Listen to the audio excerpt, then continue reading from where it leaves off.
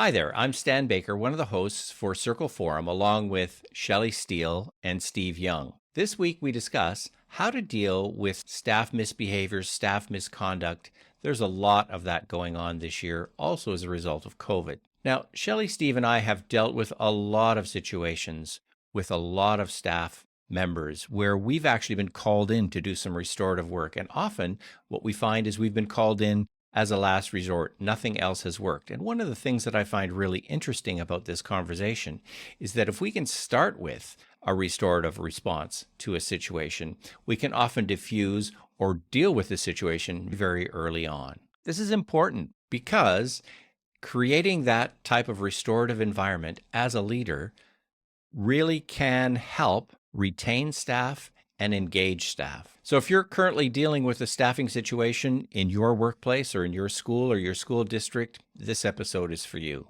Some of the main topics that we're going to be discussing are how to make restorative practices your first response as opposed to your last response. We talk about how to use the restorative questions for staff as well as for students. And we talk about how to invite staff into a less formal type of conversation as opposed to going to a more punitive, formalized process.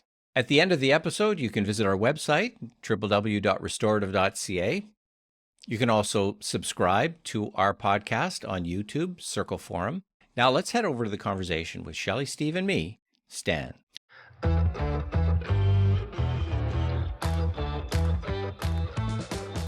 We want to talk this week about teacher behavior and behaviors that are bordering on misconduct, may even be misconduct, and how do we respond to those things as restorative leaders. But let's just talk about what might misconduct or inappropriate behavior be like. Steve, you had a story about It's the story that, and I like how you said it borders on misconduct, because maybe it is. And we know that there's a rule that's been broken there. It's like behavior that's unacceptable under the standards of practice or whatever. But teacher behavior, sometimes teachers behave in ways that sort of border that. And this was a story, and as you say, it's been exemplified or amplified because of COVID, where teachers are taking time off because they're stressed. And what is the effect that that's having? Well, it's having an effect on kids in the classroom for sure, but it's having an effect on the rest of the staff because there's a shortage of supply teachers. And in any school, when you can't get a supply teacher, a number of things have to happen, and it affects the other teachers on staff. They have to give up their prep time to go cover that. As an administrator, every day we'd come out with a list. You're covering this class, you're covering that class, and people were losing their prep time. And it got to a point where they walk in the door going, who am I losing my prep time today for? But in this specific case, it was a teacher that was off all the time on Fridays and was always calling in sick, and teachers allowed to call in sick. But the staff knew that he wasn't sick because they knew the guy, and they knew he was still into his cottage early on Fridays. And this is May and June at the height of no supply teachers available. And the teachers were angry. They're angry. I'm giving up my preps to cover your class so you can go fishing. And we know you're doing it. You're doing it. We can't prove it. We can't go to the unions. We can't go to the board because how do you prove all this? And the guy's going to say, hey, I'm sick. But the staff all knew because they knew the guy. And so they were upset because his pattern of behavior was affecting them and their ability to do their job. And so how do you manage that as a leader, as a school leader, or even a superintendent if it got to that far? But generally that happens in the school. You've got this group, this groundswell of discontented people. So as a leader, do you go to the guy and say, hey, look, the rest of the staff say you've been going fishing early on Fridays. We need to talk about that. In which case they're going to say, no, I wasn't. I'm calling my federation. And now we've got a bigger issue. So how do you get the staff to address that with that person? And so it's a coachable moment from the administrator, but it's what we tell kids to do all the time with the bully.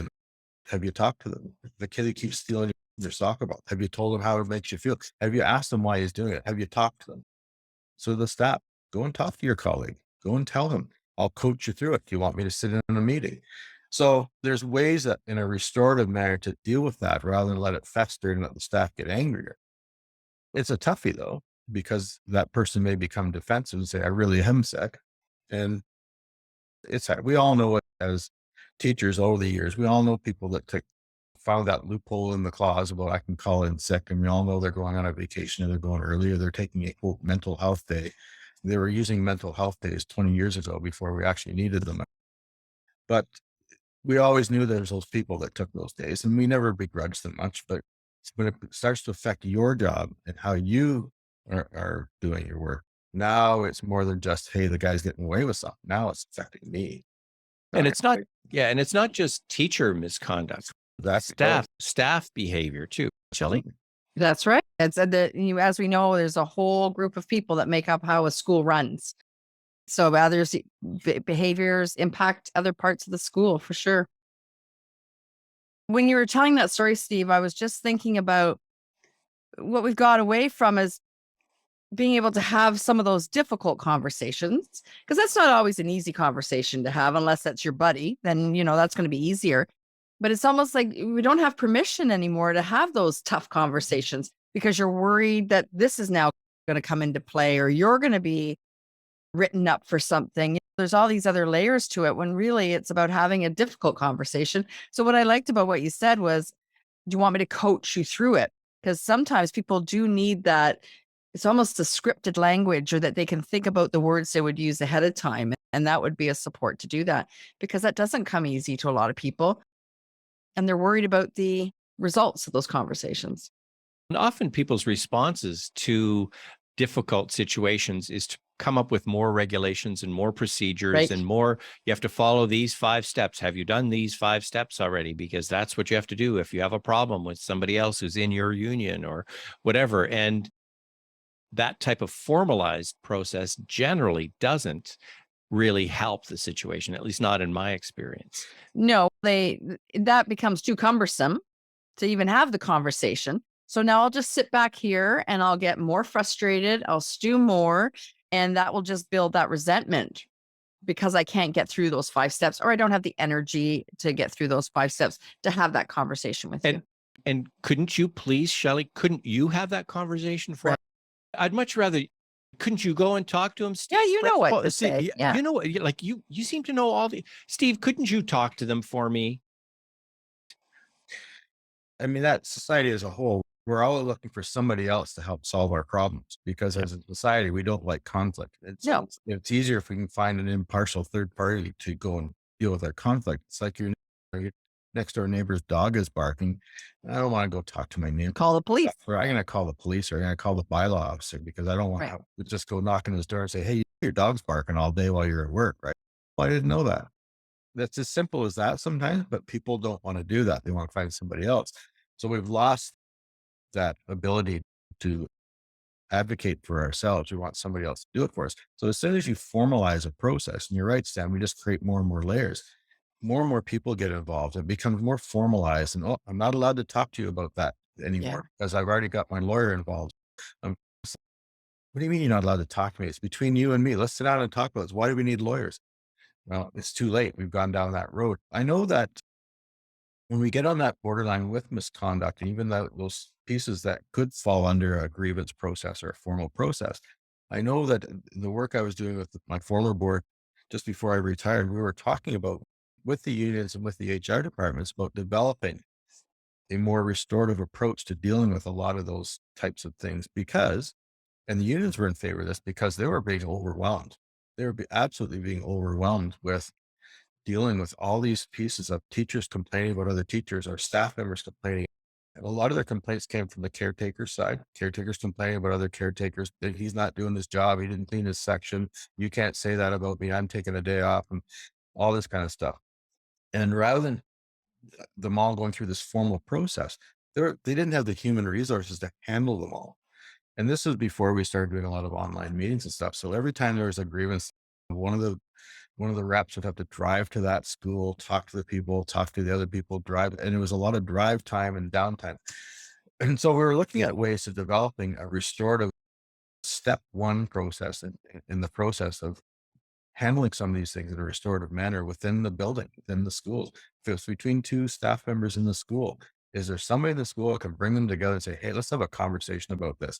Let's see if we can't solve this here before we all bring in our lawyers or our advocates. We start taking notes and typing up formal reports, putting letters in files and all this other jazz. it didn't go anywhere, unfortunately, because things, as always, things happen and minds change, and we got to work to rule and a whole bunch of other things, and it fell by the wayside. But I still think it's a great idea to develop that that step one, if you will, of any process of, is there someone that can sit down and talk with them? Is it the principal of school, or is there somebody that can even just come from somewhere else and say, let's sit down with you two and have a conversation? And I'm not going to take notes. I'm not going to write it up. We're just going to talk. Because as I've always said in a lot of these podcasts in the past, as soon as you pull out a piece of paper and start taking notes, people stop talking. Oh, you're writing this down? Oh, I'm not saying anything then. So you put away the notebooks, just talk. And it would be amazing. I would be amazed at how many would probably get solved right there and then and there in a 1 hour conversation versus hours and hours of paperwork and formal. Right. It's been my experience when I have tried to facilitate staff restorative conversations that I've been called in when they don't know what else to do. So they've been at this already for 6 months, and people are just so far from each other at this point that it's really tricky. So it's about getting in there early to have those conversations. They're so embedded in their right and they're not going to budge that it really makes it difficult.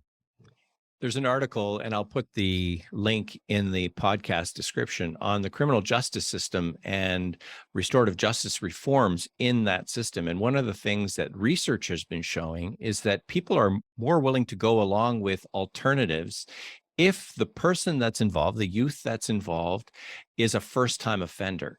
And they're willing to go along with a restorative process as opposed to a punitive process, which might mean incarceration.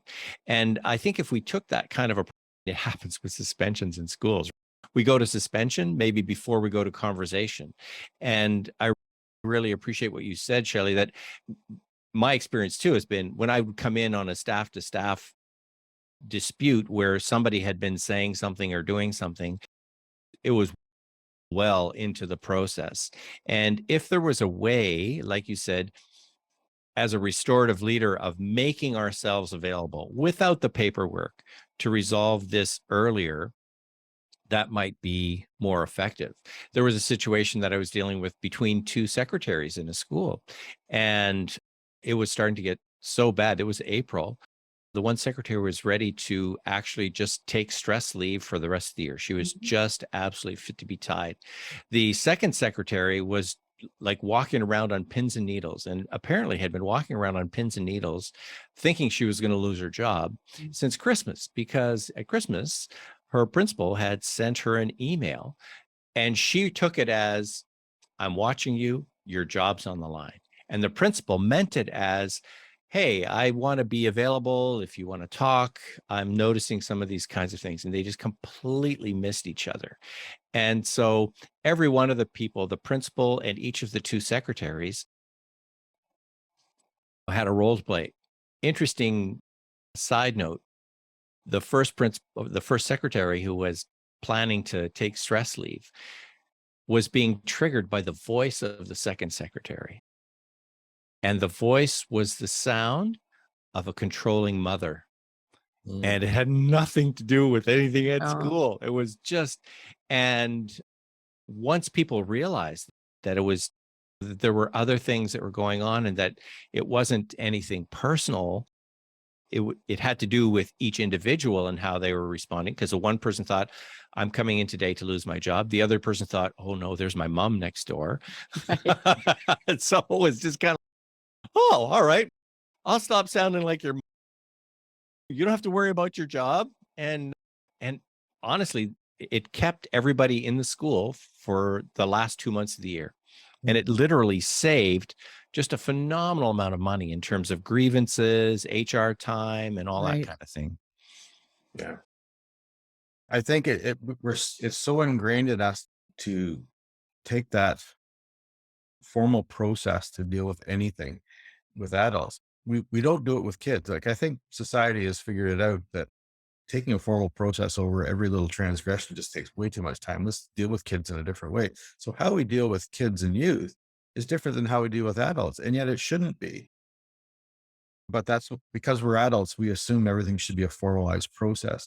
And really, sometimes it's just misconceptions or misinterpretations of things. We don't communicate clearly in that story, Stan, an email that was misinterpreted when really, can we clarify this? Like, can we, if you're going to give somebody a pat in the back, make sure you do it in person, not an email. There's a lot of miscommunication that sets this stuff up too, but it still comes down to, we feel that adults should be dealt with in a formal process, and that every adult that's injured wants to a formal process to address their injuries, whether it's social, emotional, or financial, whatever. Let's sit down and talk. There's got to be a better way. And we know there's a better way, but it's ingrained in us to do this. And a lot of parents are the same. And in previous podcasts, we talked about irate and angry parents. They want to come in and have a conversation, but they want to initiate a formal complaint process. Sometimes when really it's just, let's sit down and talk about what's going on. Oh, we didn't know that. And now we've figured it out in 10 minutes. So that formal process is gone. So it's same with teachers and school staff and caretakers. But my whole thing as a school leader is that if you start dealing with it early on and develop those relationships with people such that 2, 3, 4 years later, they understand how you operate, and you built relationships with all your school staff, you're more likely to head off a lot of those things before they blow up and go too far. That if you have caretakers who have issues, talk to your caretakers. They know you, they feel comfortable coming and talking to you. You can resolve stuff before it gets to that point where they all have to want to run off to the union and file grievances against each other. So it's different when you're dealing with formal misconduct issues such as assaults, sexual issues with teachers and students, or adults and students. Those are a whole different process. We're not really talking about that here right now.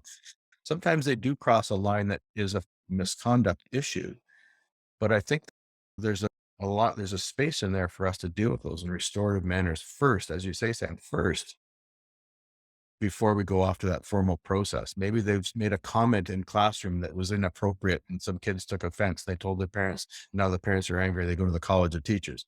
You know what? Let's sit down and talk about that. I think we can handle that in a different way than Right. going to the college of teachers and having a formal inquiry and reprimands and have their name published in publicly in the paper and all that stuff. So it seems to me that just going through a lot of the formal processes is more about management, and restorative leadership is about setting the stage so that you can have these kind of conversations. What would a restorative leader do to get us to do this first, as opposed to, Shelley, you were talking about, after everybody's been stewing for a while? I think, as Steve was speaking there, and just also to add on to yours, Stan, that just like students, they have to trust that process. If you're asking them to engage in that conversation, adults are more tainted than children around covering my behind. So say it, Shelley. Go ahead. CYA? No, covering my ass. What does that say? Adults are more worried about that than children. And so that gets in the way, but they really have to trust that is your intent here is nothing else than to try and resolve this issue.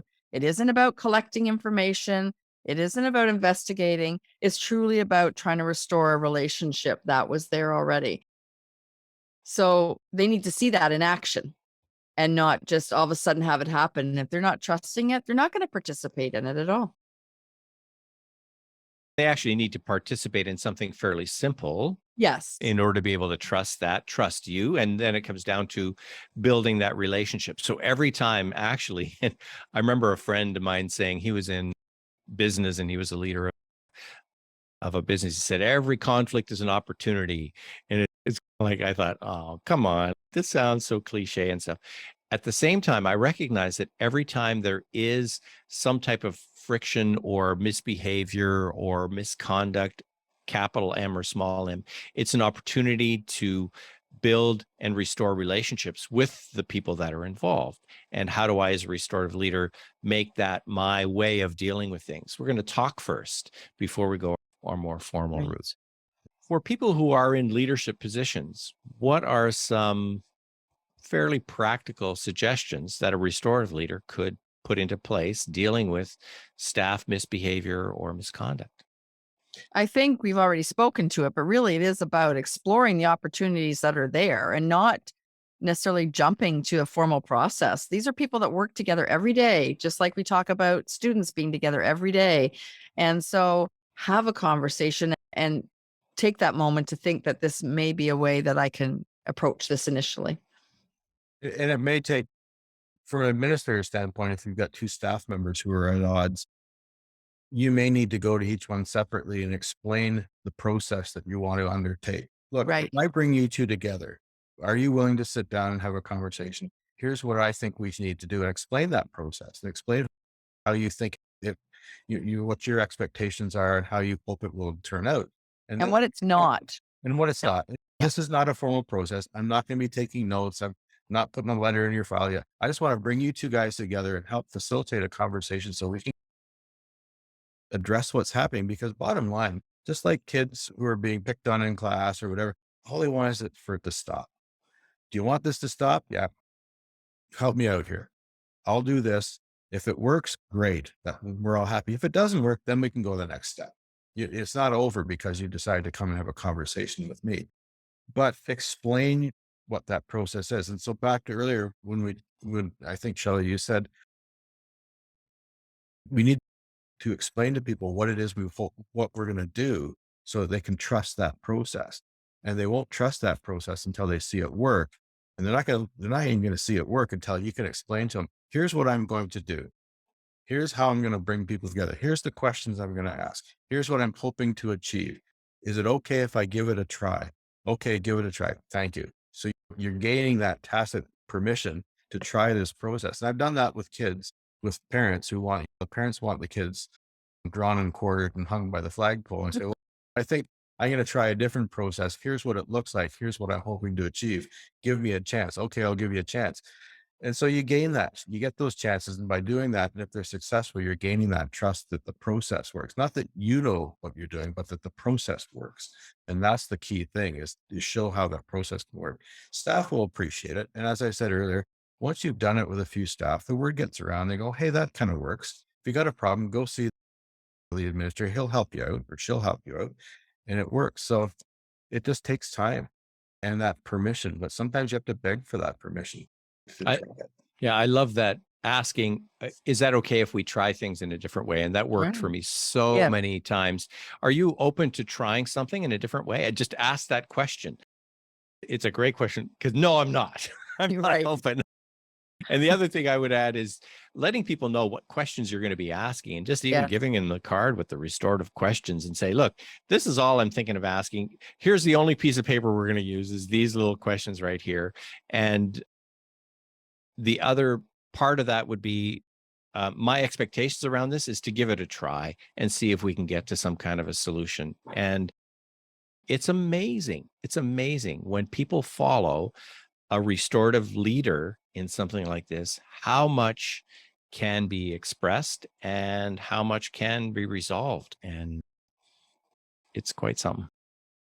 The two teachers that I had who were at odds with each other and it had to do with new pedagogy coming out. They fundamentally disagreed on how it should go forward within the classroom, what it should look like. And of course, they started to grumble with each other. At one point, they were getting into an argument in the hallway and they started yelling at each other, and people overheard it. Then it went to the staff room. This kind of went on and on for a while. And they started to polarize some of the staff within their division. Some were on this camp and one on that camp, and they're saying, she can't yell at you in the hallway, that you should file a grievance. She can't do that. You should call your union. And they all immediately went to this formal process to resolve this disagreement they were having, when really it came down to they were both yelling at each other. They both were at fault. And so I said, look, I went to both and I said, look, we need to resolve this because you guys work together. You worked together for years. You're having a falling out. Let's see if we can pull this together. So I pulled them into my office and I just asked the questions. Tell me what's been happening. And they each went through their process. How does that make you feel? What effect is this having? And things came out that they didn't. These people had worked together for 10 years and they knew each other. And yet they were hearing things for the first time. And fine. So what are we going to do about this? How are we going to, I hate to use the word fix, but how are we going to address this? So that's and they said, we think we know. Would you just leave and we'll work it out ourselves? So I left my office and they sat there for an hour in my office And eventually they came out and said, we're done. We're good. We've got it all resolved. And that was it. They had, and never had another issue.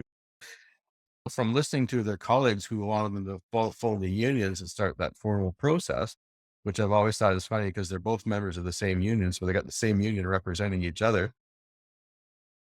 We resolved it in a couple hours, or they resolved it within a couple hours. I just facilitated the conversation and brought them together to do that. So to me, that's a very restorative way to deal with some staff disagreements. And was it misconduct? It's again, that borderline thing. You can't yell at your colleagues, demean them in public and all that kind of stuff. I was in the hallway after school and the kids weren't around. It was just other staff members hearing it. Yeah, it could have gone worse. It could have gone the other way. It could have gone to a formal thing. And I've heard of the unions having staff grievances filed against each other, and two vice presidents of the union, one sits with one and one sits with the other, like opposing lawyers in a courtroom, and yet they're both part of the same union.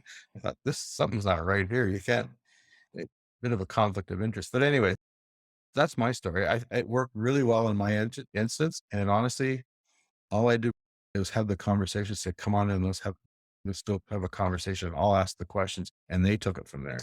I love how modest you are here, Steve, because you said all I did. Really, what you did as a restorative leader was you created a space to have a conversation and gave a bit more of and you stepped into it as well in terms of facilitating that conversation. You didn't say, okay, here's a room, go and work it out with the two of you, duke it out.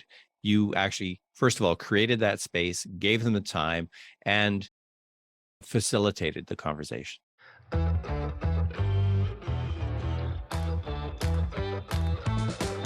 Coming across teachers yelling in the staff room or in the hallway is not a good scene. And Steve has a great story about how he demonstrated restorative leadership by inviting teachers into a conversation. He created a space and facilitated a conversation almost all the way to the end. You note that they asked to work it out for the last hour themselves and came up with a solution. I love that type of space created by Steve. If you want to find out more about restorative leadership, check out our website, www.restorative.ca. Send me an email, stan@restorative.ca, and let's keep creating safe spaces for restorative conversations in our schools.